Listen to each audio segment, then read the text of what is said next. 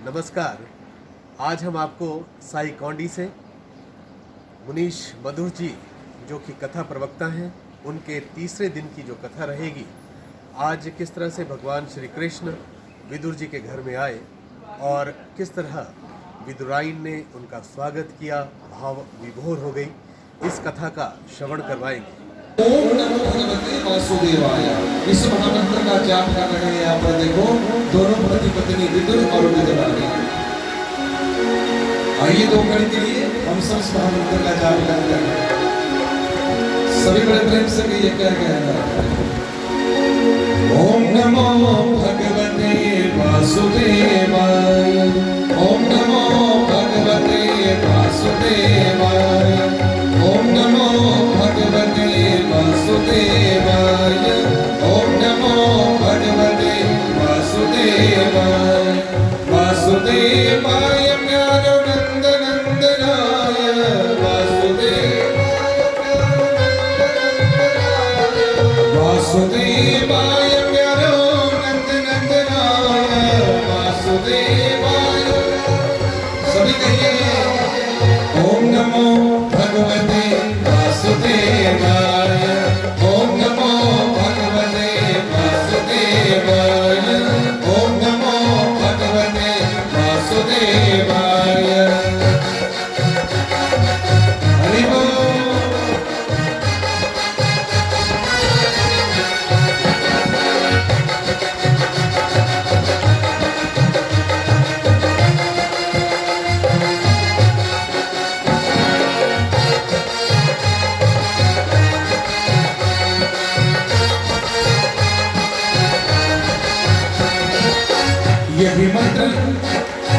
यही मंत्र नारायण ने नारद को दिया था। यही मंत्र नारायण ने नारद को दिया था। नारद की पीड़ा से यही निकला था। नारद की पीड़ा से यही निकला था। ओम नमो भगवते वासुदेवाय। ओम नमो भगवते वासुदेव। सभी कहिए ओम नमो भगवते वासुदेवाय। ओम नमो भगवते वासुदेवाय। वासुदेवाय प्यारो नंद नंदनाय। वासुदेवाय प्यारो नंद नंदनाय। वासुदेवाय प्यारो नंद नंदनाय। ओम नमो भगवते वासुदेवाय। ओम नमो भगवते वासुदेवाय। ओम नमो भगवते वासुदेवाय। ओम नमो भगवते वासुदेवाय। बोलिए भक्तवत्सल भगवान की। भक्तवत्सल भगवान की। ये बस सोचना कि बाहर बारिश लगी नहीं, सुनाई नहीं देगा। देखो, जब तक कान में आवाज नहीं आएगी कथा आगे बढ़ेगी नहीं। हमने पहले कह दिया था कि वक्ता की खुराक होती है जो श्रोता जयकारा लगाएगा। वक्ता को उससे शक्ति मिलती है, इसलिए हम भी कथा तो नहीं कर पाएंगे कि आप जयकारा लगाओगे। जितना जोर से जयकारा लगाओगे उतनी ही जोर से हम कथा कह पाएंगे। इसलिए इच्छा आपकी। सुखदेव जी राजा परीक्षित को कथा सुना रहे हैं और इधर विदुर और विदुरानी। विदुर जी की पत्नी का नाम था सुलभा। ये दोनों विदुर विदुरानी उस कदली वन में, केले के वन में दोनों पर्ण कुटीर बनाकर बड़े प्रेम से इस महामंत्र का जाप कर रहे हैं। 12 वर्ष हो गए। विचार करना, हम आप लोग 2-4 दिन का व्रत करते हैं, फिर भी बुरे हाल हो जाते हैं। इनको 12 वर्ष हो गए विदुर जी को फलाहार भी लेते हैं, अन्न का एक दाना भी ग्रहण ना किया। एक दिन विदुर जी को समाचार मिला कि द्वारिकाधीश पांडवों के शांति दूत बनकर आ रहे हैं। प्रगाढ़ प्रेम है हृदय में द्वारिकाधीश की पति। दोनों पति पत्नी का, विदुर और विदुरानी का, और दोनों बड़े प्रेम से। जैसे विदुर जी को पता चला, जब घर गए अपनी कुटिया में, पर्ण कुटीर में प्रवेश किया, विदुरानी से कहते करी, विदुरानी सुन, क्या तू जानती है हमारे द्वारिकाधीश आ रहे हैं। पांडवों के शांति दूत बनकर हस्तिनापुर आ रहे हैं। और तुम जानती हो वो कन्हैया, वो द्वारिकाधीश मुझे काका कहकर बुलाता है। अब विचार करो कितना शुद्ध प्रेम होगा विदुर जी। विदुरानी मन में विचार करे कि यदि इनको काका कहता है तो मुझे तो क्या कहेगा, काकी कहेगा। मनी मनी विचार करने लगी कि कब मैं भी कन्हैया का दर्शन करूंगा। फिर विदुरानी कहने लगी कि सुनो जी, हम दोनों चलेंगे और दोनों जाकर बड़े प्रेम से दर्शन करेंगे कन्हैया का। परंतु क्या हमें वो देखेगा, क्या हम उसे देख पाएंगे?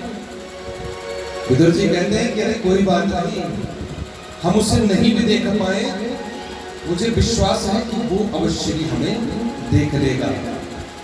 दुर्योधन ने हस्तिनापुर को दुल्हन की तरह सजा दिया, नाना प्रकार से तोरण द्वार लगा दिए हैं जगह जगह पर। जहां से श्री कृष्ण भगवान का रथ आना था उस राह में पुष्प बिछा दिए गए। घरों की अटारियों पर नर नारियों को इकट्ठा कर दिया कि जब भी द्वारिकाधीश का रथ आए पुष्पों की वर्षा करना। इसलिए भगवान को रिझाने के लिए हमने कहा कि भगवान रिझते हैं, परंतु हमारे भाव से, भक्ति से, हमारे ऐश्वर्य धन से भगवान नहीं रिझते। द्वारिकाधीश का रथ आ रहा है, हस्तिनापुर में प्रवेश कर गया। इधर से दोनों विदुर और विदुरानी भी चले गए। अब वहां पर आगे तो जगह नहीं मिली, परंतु उस रास्ते के किनारे उस भीड़ में सबसे पीछे खड़े हैं बेचारे दोनों विदुर और विदुरानी। दीवार के साथ सटे हैं, ऊंचे पांव करके, ऊंची एड़ियां करके देख रहे हैं कि द्वारिकाधीश का रथ आएगा, हमें भी थोड़े से दर्शन हो जाते हैं। और इधर हमारे द्वारिकाधीश जैसे ही रथ वहां पर प्रवेश करता है किसी की ओर दृष्टि नहीं देती। जिस प्रकार से एक सच्चा भक्त अपने परमात्मा को ढूंढता है ना, वैसे ही परमात्मा भी उस भीड़ में अपने सच्चे भक्त को ढूंढते हैं।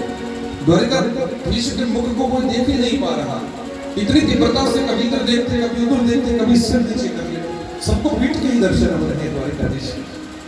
रथ आगे बढ़ता गया, द्वारिकाधीश किसे ढूंढ रहे हैं? विदुर और विदुरानी। जब विदुर और विदुरानी के समीप से रथ जाने लगा ना, तो एकदम से द्वारिकाधीश की दृष्टि पड़ गई विदुर जी के ऊपर, और एकदम से विदुरानी से कहने लगे विदुर देख देख हमें देख रहा है। और मानो आंखों ही आंखों में ये कह दिया हो कि काका बस घर चले जाओ, कुछ व्यवस्था करके रखना, आपके घर आऊंगा। रथ वहां से चल गया, हस्तिनापुर के अंदर प्रवेश कर गया, धृतराष्ट्र के महलों में। इधर विदुर जी ने विदुरानी से कहा कि तुम जाओ घर में चूल्हा चौका इत्यादि करो, क्या पता कन्हैया का कुछ मन बन जाए हमारे घर आने का। तुम घर जाओ और मैं जरा देखूं तो सही जाकर ये दुर्योधन ना जाने मेरे कन्हैया के साथ द्वारिकाधीश के साथ कैसा व्यवहार करेगा, शांति दूत बनकर आए। दुर्योधन ने क्या व्यवस्था वहां पर की है? बहुत बड़े बड़े सोने के आसन लगाए, उन्होंने एक बहुत बड़ा स्वर्ण का सिंहासन है, नाना प्रकार के हीरे मोतियों से मणियों से जड़ित वो सिंहासन है, उसके ऊपर द्वारिकाधीश को बिठा दिया। द्वारिकाधीश के साथ दुर्योधन बैठे हैं, धृतराष्ट्र बैठ गया, साथ में भीष्म पितामह है, कृपाचार्य है, द्रोणाचार्य भी वहां पर बैठे हैं, सब वहां पर बैठे हैं। और अन्य लोगों के साथ विदुर जी नीचे है, क्योंकि मंत्री पद नहीं है ना, तो साधारण जनता के साथ नीचे सबसे पीछे से भीड़ में धरती पे ही बैठे हैं। खूब स्वागत हुआ। भगवान श्री कृष्ण जी ने एक बार भी दृष्टि दौड़ाकर नहीं देखा कि दुर्योधन ने क्या व्यवस्था कर रखी है।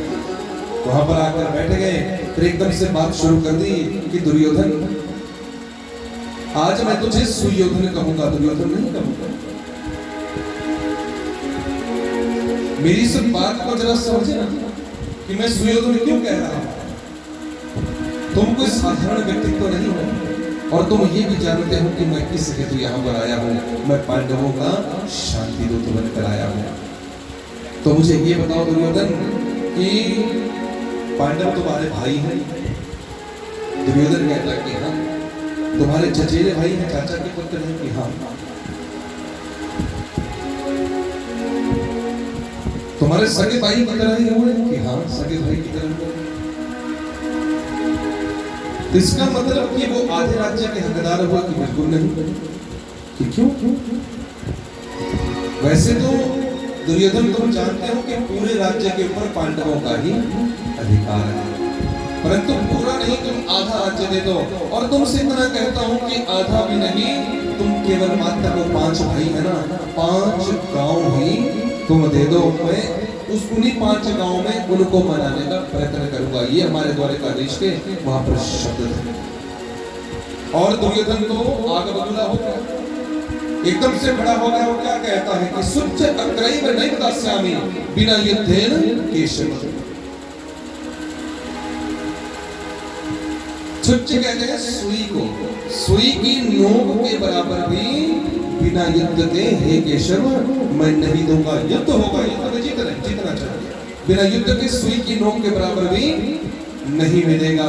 एकदम से द्वारकाधीश को भी थोड़ा क्रोध आया। उन्होंने कहा कि अरे मोहरे, तुझे ये भी पता नहीं कि शांति दूत के साथ कैसा व्यवहार करते हो?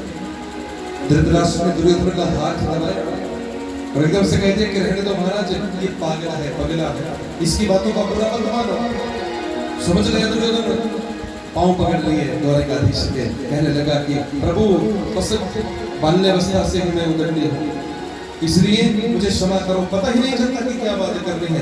अच्छा छोड़ो, ये राजपाट की बातें बाद में करेंगे, चलो पहले मेरी माँ गांधारी ने 56 प्रकार के भोग बनाए हैं, आओ उनका भोग पाओ। द्वारकाधीश ने एक बार भी ये नहीं कहा कि देखते हैं, द्वारकाधीश ने सीधा कह दिया कि दुर्योधन, भोजन 2 ही स्थिति में कहीं पर किया जाता है, या भोजन करवाने वाले का भाव शुद्ध हो, या जिसे भोजन करना हो उसे उसके उदर में भूख हो। यहाँ ना ही तुम्हारा भाव शुद्ध है और ना ही मुझे भूख है। बोलिए भगवान की। और वैसे भी दुर्योधन, मुझे तो निमंत्रण है। दुर्योधन कहने लगा कि किसका निमंत्रण है? मुझे तो विदुर काका का निमंत्रण है। विदुर जी सबसे पीछे बैठे थे उस सभा नीचे, और लोगों के साथ बैठे थे। एकदम से इशारा करते कि ये देखो विदुर काका वहां पर बैठे हैं, मुझे इनका निमंत्रण वहां आज मिला है। विदुर का निमंत्रण। दुर्योधन हंसने लगा, कहता है कि महाराज इसके पास अपने पास खाने के लिए कुछ नहीं है, वो भला आपको क्या खिलाएगा? कन्हैया ने कहा कि वो मुझे फिक्र नहीं है, मुझे निमंत्रण आया है ना, तो फिर मैं तो जाऊंगा वहां पर, अब जो चाहे वहां पर मिलेगा, कोई बात नहीं। और बड़े प्रेम से द्वारकाधीश विदुर जी की ओर देखने लगे। विदुर जी सबसे पीछे भीड़ में खड़े हैं। एकदम से इशारा कर दिया कि महाराज मैंने कब निमंत्रण दिया? भगवान जी ने कह दिया कि अब विदुर काका, मैंने तो कह दिया सो कह दिया, अब तो व्यवस्था कर लो मुझे भोजन की, मैं तो आपके घर ही भोजन करने के लिए आऊंगा। अब बेचारे विदुर जी दौड़े दौड़े गए और सीधे जाकर पहुंच गए बाजार में। वहां पर माखन खरीदा, मिश्री खरीदी, नाना प्रकार की मिठाइयां खरीदी कि मेरे कन्हैया को कुछ अच्छा लेकर चलता। इधर द्वारकाधीश ने एकदम से कह दिया दुर्योधन से कि मैं तो जा रहा हूं। और ऐसा वर्णन आता है कि एकदम से द्वारकाधीश ने चरण पादुका भी नहीं डाली। भगवान कहते हैं कि जिस तरह से मेरे भक्त मेरे मंदिर में जब आते हैं उसे पवित्र समझकर अपने चरण पादुका, जूते इत्यादि बाहर उतार कर आते हैं, वैसे ही मैं भी जब भक्त के घर जाता हूं तो मुझे भी, मेरे लिए भी भक्त का घर एकदम पवित्र स्थान है। द्वारकाधीश ने चरण पादुका भी न डाली और सीधे छलांग लगाकर भाग गए विदुर जी के स्वर्ण कुटीर की ओर, विदुर जी के घर की ओर, कदली वन में। उस समय विदुरानी, ऐसा वर्णन आता है कि स्नान कर रही थी। जैसे ही विदुर जी पहुंचे,